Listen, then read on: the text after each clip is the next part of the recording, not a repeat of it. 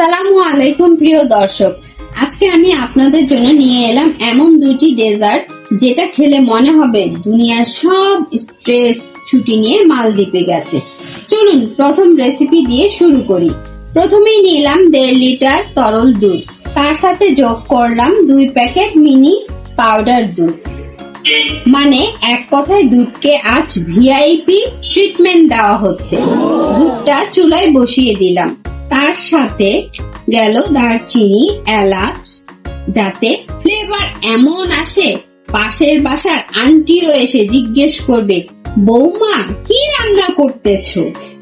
দুধ বলক এলে গরম মশলাগুলো তুলে ফেলুন, কারণ তারা শুধু সুগন্ধ দেওয়ার গেস্ট ছিল, পার্টিতে থেকে যাওয়ার দরকারই নেই। पहली फुर्सत में निकल। এবার দুধে দিলাম 1 কাপে একটু কম চিনি, আর নাড়তে থাকলাম যতক্ষণ না দুধের পরিমাণ সামান্য কমে এসে রেসিপির সাথে প্রেম করতে চায়। এবার নিন 1 কাপ সাবুদানা, ধুয়ে নিন 2-3 বার, তারপর ফুটন্ত পানিতে ছেড়ে 15 থেকে 20 মিনিট নাড়ুন।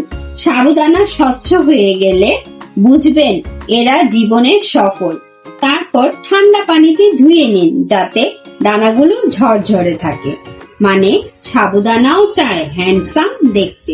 এবার নিন 4টা নরমাল কাপ কেক, নিজের মনের মতো কেটে নিন। আপনি চাইলে স্লাইস কেকও ব্যবহার করতে পারেন।